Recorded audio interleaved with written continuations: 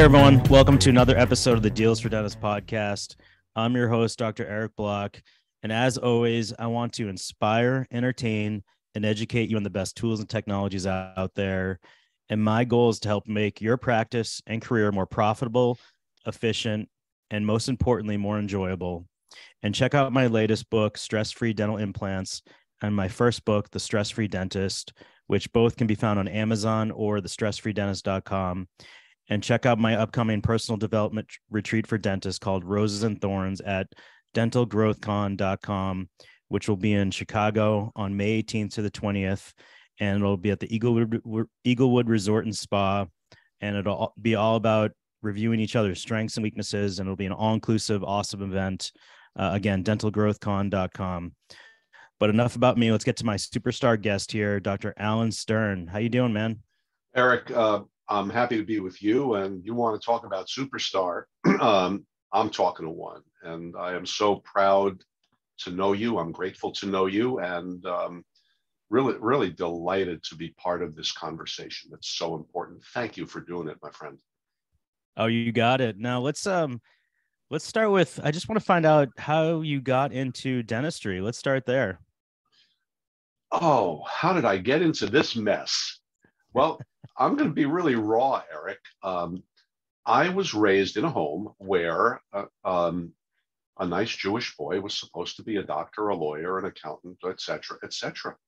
And I was a pre-med student. And back in the day, my 355 did not get me into med school. And I was down hard. In fact, I had to drop out of school. I had to drop out of college spring senior year because of an illness in the family. So all my friends graduated and went on to successful post-grad careers.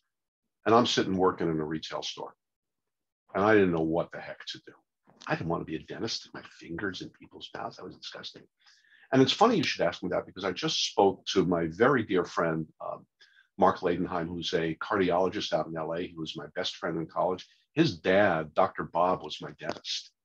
And we were out at the country club with Mark and Dr. Bob and their family. And Dr. Bob said to me in very New York crude terms, stop dilly-dallying around. Go to dental school. Come to my office. Watch me work. It's fun. And I went and watched Dr. Bob work. And he, seeing it over his shoulders is much different than seeing it looking at his fingers in my mouth. And Bob Ladenheim loved what he did. And I caught the fever. And Bob was the old-fashioned community dentist. Everybody loved him. Everybody called him Bob. And man, it just lit a fire in me that the heck with sticking fingers in people's mouth, the heck with working with these ookie-gookie materials. I like what I see here. And that is what motivated me to apply to dental school. And it took me 2 rounds to get in. And if it wasn't for, and the point I want to make, Eric, is that the rejection, the horrible rejection of what was a pre-programmed lifelong dream, led to me being here. And there is no such thing as failure. Rejection is just, no means not at this time. Sometimes no means check for plan B, because you are exactly where you're supposed to be, as I was 40 some years ago. So don't ever be disheartened. And I think this is a stress-free dentistry kind of thing, where don't be disheartened where you think life is letting you down. Life is just leading you somewhere. And it led me to this, and of course, a friendship with you. Man, I love that, where you said rejection just means not at this time. That is such a great way to put it. Now, tell me about your career in dentistry. Are you still practicing? Are you in private practice? Where do you practice? Tell me all about that. Here I am. My associate took off today, so I am here at Alan G. Stern World Headquarters. I am a solo private practitioner on the Jersey Shore, the land of the free and the home of the bribe, where rudeness is a way of life. And I've been practicing here at this location for 35 years. I was an associate in a practice for 5 years prior to that, after a GPR. So I am a one-person, small, high care, high touch private practice. And that's who I am. I modeled a lot of this subliminally after what I saw in Dr. Bob.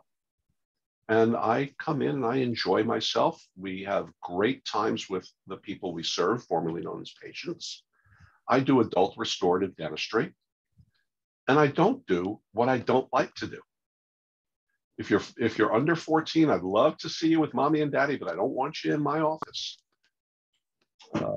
If you need a root canal, God invented the endodontist for that reason. So the beauty of what I do, solo private practice, after a certain amount of time, you have a certain degree of autonomy of thought and choice and independence. And that's where I am. And I practice my way when I want. And I am content. I love that. You practice and you do what you want to do.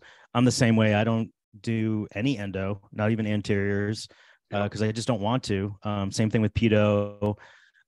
Difficult extractions, I refer all those out. Really challenging bone grafts or sinus lifts, I just don't want to do those, so I refer them out. And same thing with cases where I just don't feel like I'm in my comfort zone. Yeah. That's what keeps you a happy dentist, is when you stay in your comfort zone. It took me a while to figure those things out. Now, personally for you, did you feel like that 1 year GPR and that 5 years of associating and that mentorship with Dr. Bob, was that key to figuring out how you wanted to practice? The GPR was helpful. Back in the day, the GPR I was in was relatively unstructured, but it gave me it got me going. It gave me a head start on practice. I associated in a practice that was not a role model for me. In fact, I really had to unlearn a lot of the things that I learned. And it happens, Eric. I have friends who got into associateships that led to lifelong beautiful careers and beautiful relationships. I was in an associateship that had to end. And I had a non-compete clause. I obeyed. I followed it because I did not want the trouble. I opened dead cold 35 miles from where I had been an associate. And it was hard. It was really hard. I had to work in a corporate for 3 days a week, and I worked in my office 3 days a week. That was hard. But, sometimes, once again, I wound up where I was supposed to be, and life pointed me in another direction, and I followed my heart. I followed my soul, and I wound up here. So in short, the answer is not really. But when the student is ready, the teacher appears. And when the luck is when opportunity meets preparedness. And so I got lucky. I was ready. The opportunity presented itself. I needed enough of a kick in the pants or a punch in the gut from circumstances to say, all right, summon up the courage to open up and get going from scratch. My son had just been born. My son was 1.5 years old when I opened up on my own. Talk about scared. But I followed my heart, and it worked out. That's great. I went through some great associateships and some not so great ones, and I had one associateship where they did this thing where they didn't pay me, so that was one where I had to end that. I actually resigned on a napkin. I literally, they said you have to resign on a piece of paper, and I resigned on a napkin. A true story. But like you said, it was time for me to move on. And I am where I am, today, probably because of that. But may I add something to that, Eric, please? Sure. You're a class gentleman. And I think that circumstance might very well have been a role model for you how not to treat other human beings. You pay people, for heaven's sake. We see those stories all the time, Eric. We see it on the Facebook sites that you and I both troll, that people are withholding pay that's been legitimately earned. We gotta be moral, for heaven's sake. Morals before anything else, ethics before anything else. Come on.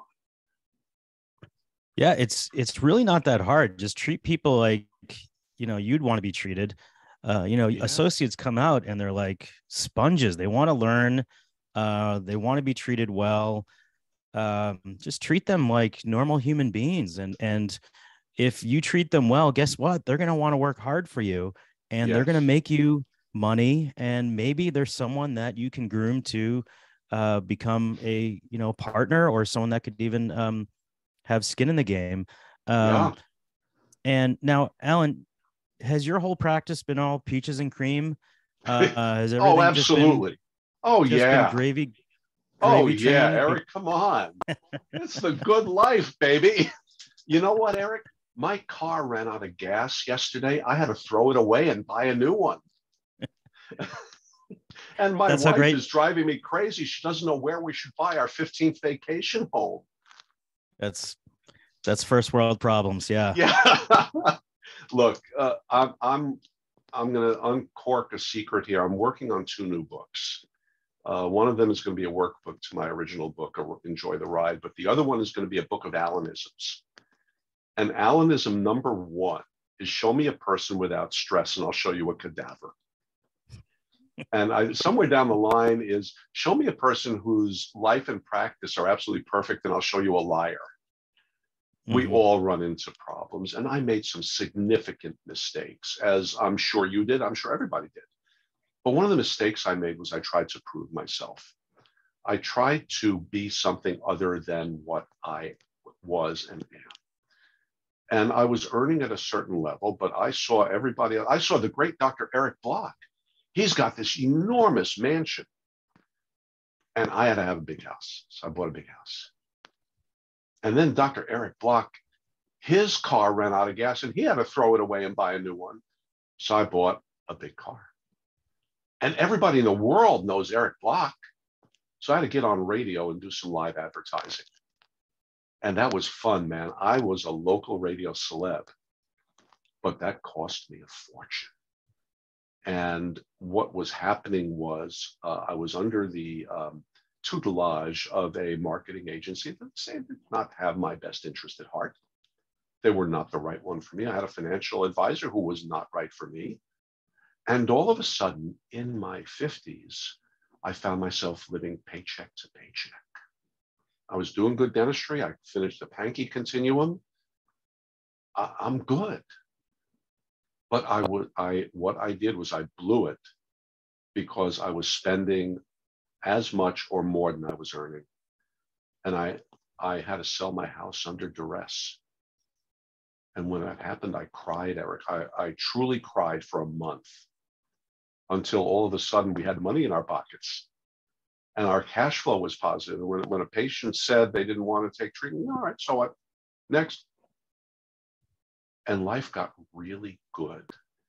So out of that tremendous stress, that tremendous self-imposed pressure came me understanding who I am, my finding a purpose, my finding the right advisors and coaches to help me get where I am today and to help me become a better dentist, a more effective dentist, and to be what I am here to the dental community to show people that there is a way to find happiness and prosperity in this profession, even today. So stress, again, if you handle stress properly, Eric, and you know this, I'm not telling you anything you're not familiar with. If we look at stress as a vehicle to guide us to where we need to be, it's a good thing. If we sulk in self-pity over stress, then it could take us down. Now, was that like a eureka moment for you when you had to sell your house? Was it a series of events that happened? And one thing that you mentioned, there is no worse feeling than when you have to sell dentistry to Yeah. be able to pay the bills. Yeah. When you're yes, we have to sell dentistry, we have to sell that treatment, we have to educate patients so they move forward with treatment. We're selling ourselves. Yep. But when a patient says no and now you're worried that you can't pay your bills, there's no worse feeling than that.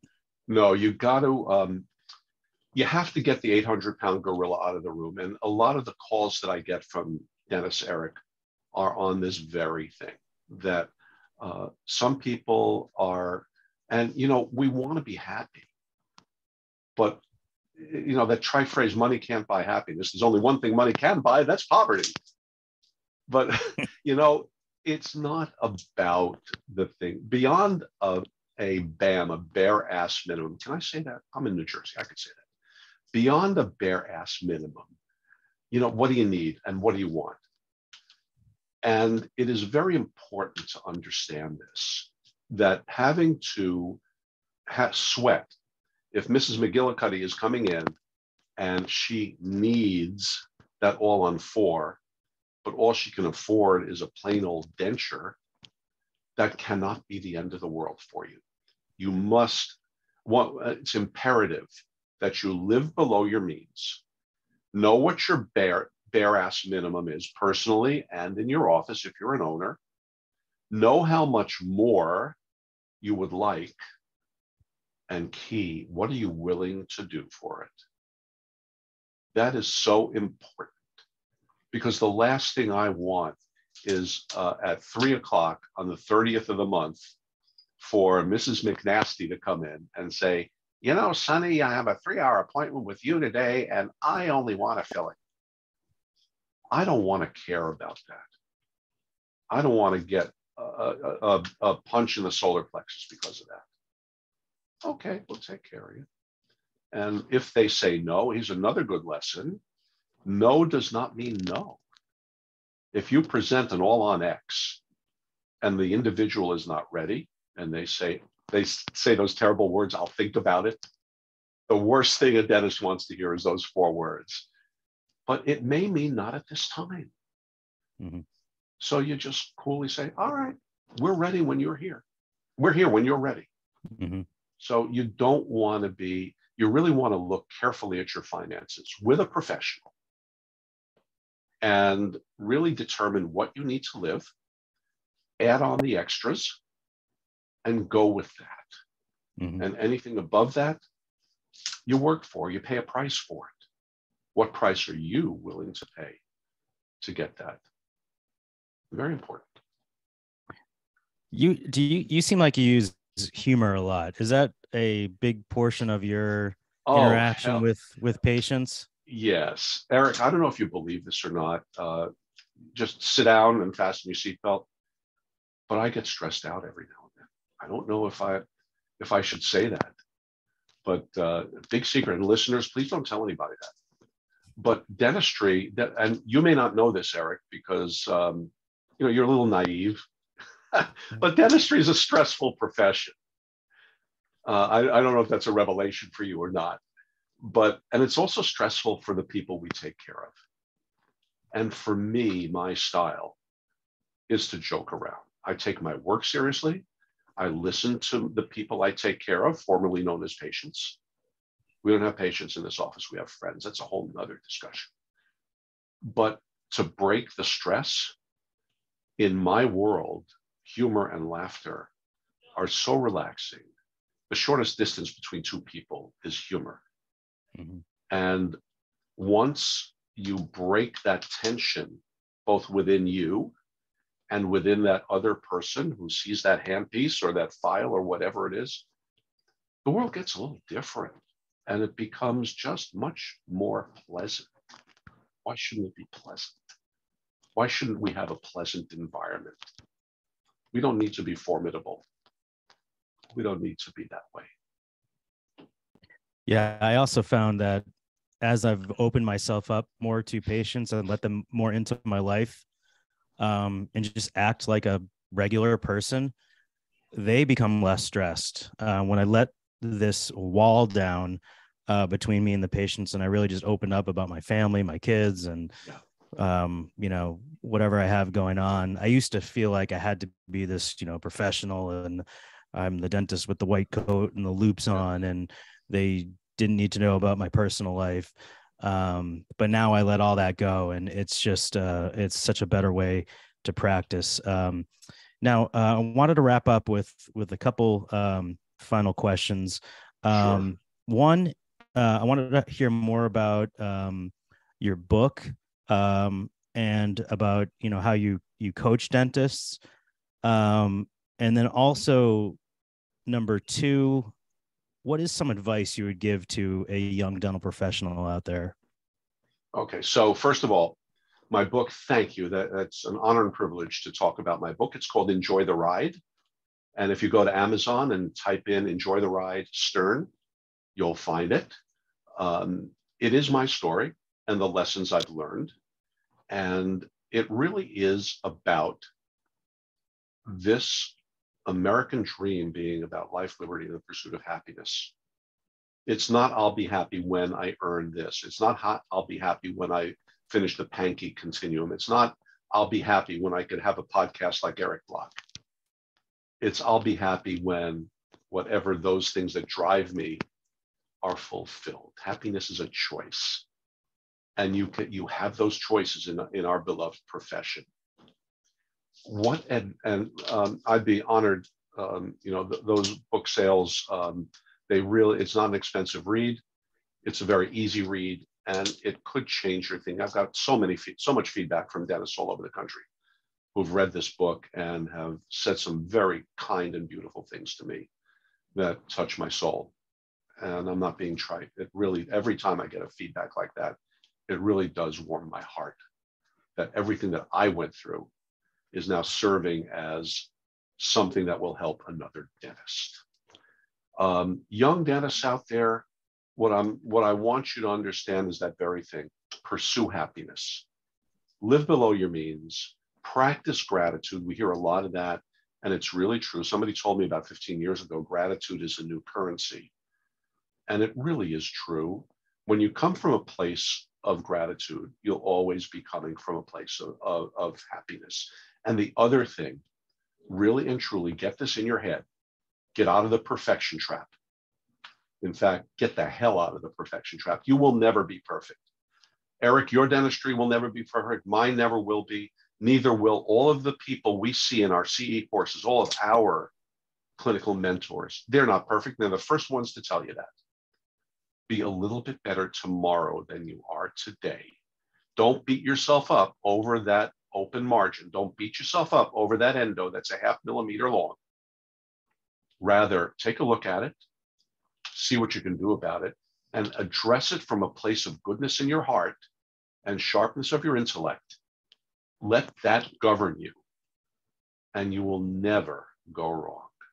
And you will always, there's no such thing as always, but much more often, radically more often than not, you'll have a low stress practice in life, and you'll build relationships with human beings you won't have a tug of war with them. Come at it from a place of goodness, and you'll be all right.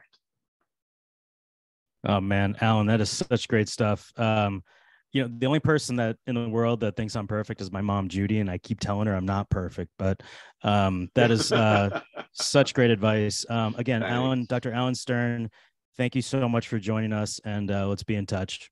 My great honor, Eric. I will see you real soon, my friend. Thank you, everybody. Take care.